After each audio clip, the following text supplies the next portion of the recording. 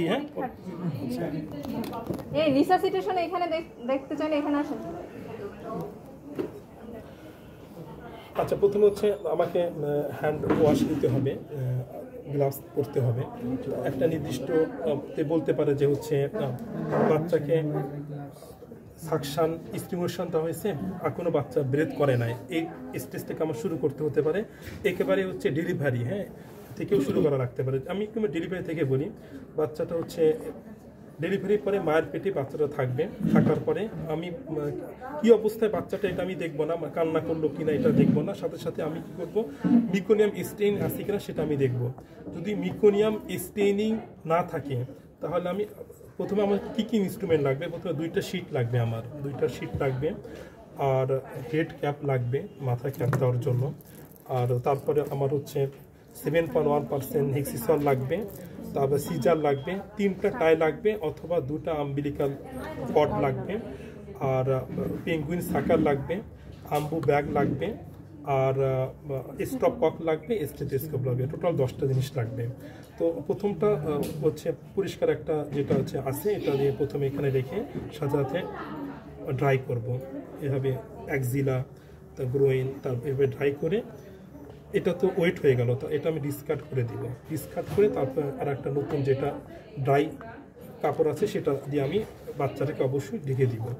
যদি বাচ্চাটা ক্রাই করে এবং নিঃশ্বাস নেয়, দ্যাটস ওকে, তাহলে আমি মায়ের বুকের উপর এভাবে দিয়ে দিব, আমার কাজ শেষ।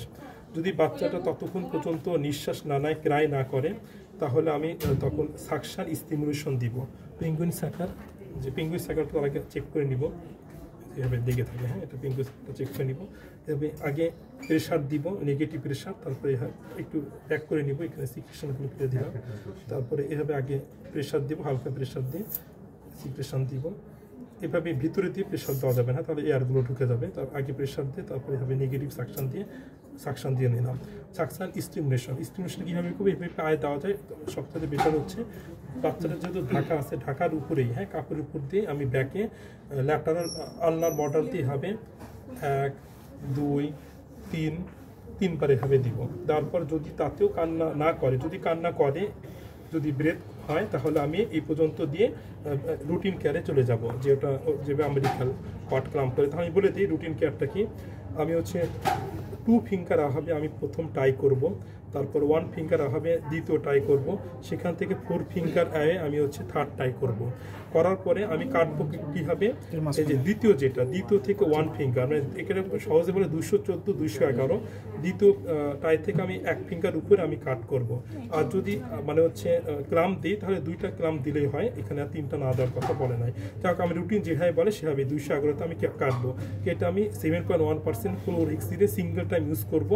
স্টাম্প থেকে শুরু করে পুরোটা আমি ভিজিয়ে দিব। ভিজিয়ে দিয়ে আমরা বাবুটাকে হচ্ছে ঢেকে দিব, র্যাপ করবো, মায়ের বুকের উপর দিব।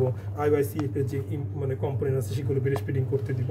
আর যদি বাচ্চা না কান্না করে, 1 হাত মোটামুটি বড় রেখে আমি আম্বিলিকাল কর্ডটাকে কাটবো, মানে এখানে হচ্ছে ক্লাম করবো, আর্টেরিক ফর্সিপতে ক্লাম করে কাটবো। কেটে নিয়ে এসে উইথিন 1 মিনিটের ভিতরে এগুলো করতে হবে। একটা হার্ড সারফেস বরাবর আমি এখানে চলে আসলাম। নিয়ে এসে তখন আমি দেখবো যে হচ্ছে বাচ্চাটাকে তখন আমি ভেন্টিলেশন দিব।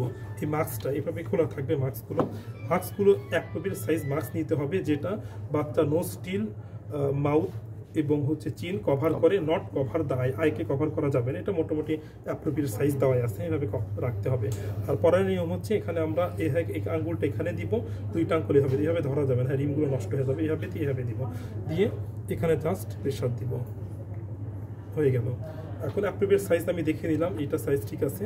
তারপরে আমি হচ্ছে এভাবে আমরা এখন হচ্ছে কি করতেছি, এটা আমরা ভেন্টিলেশন দিচ্ছি। কীভাবে ভেন্টিলেশন দিব, একটু স্ট্রেট করবো মুখটা, আর এটা হচ্ছে এভাবে দিব যাতে হচ্ছে মাউথটা ওপেন থাকে, চিনটা একটু এলিভেটেড থাকে এবং নেকটা একটু স্ট্রেট থাকে।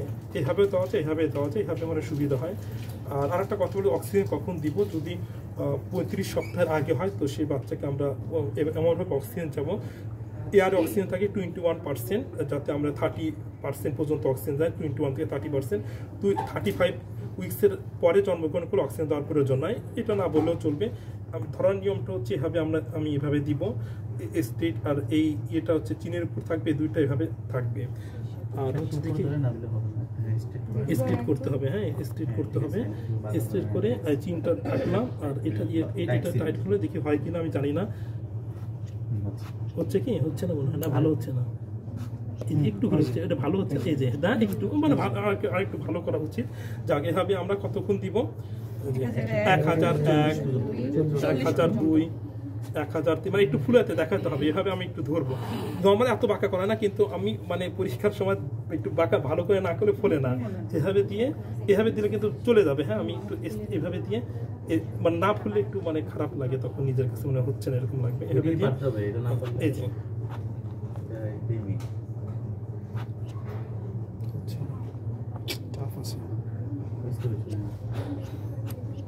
খুব ভালো না এটা, হ্যাঁ ব্যাংকিংটা মানে এইভাবে একটু হচ্ছে ভালো হচ্ছে না। এইভাবে 1001 আমি গুণ না পড়লে সমস্যা, 1-2 বার করে আমি আমার মতো কাজ করবো। 1001, 1002, 1003 এইভাবে আমি মানে 40 পর্যন্ত গুনবো, যাতে মানে 60 সেকেন্ডের ভিতরে এভাবে হয়, মানে খুব জোরে না খুব র্যাপিডও না। তাতে যদি বাচ্চা কান্না করে, ক্রাই করে নিঃশ্বাস নেয়, তাহলে আমি রুটিন কেয়ারে চলে যাব। আর হচ্ছে যে মানে কট ক্লাম্প করা, ভিক্সিসল দেওয়া, এগুলো যদি তাতেও না কান্না করে, তাহলে ইমপ্রুভ ভেন্টিলেশন মানে কি, বাচ্চাটাকে আবার আমি একটু সাকশন দিয়ে নিব, পিঙ্গুইন সাকার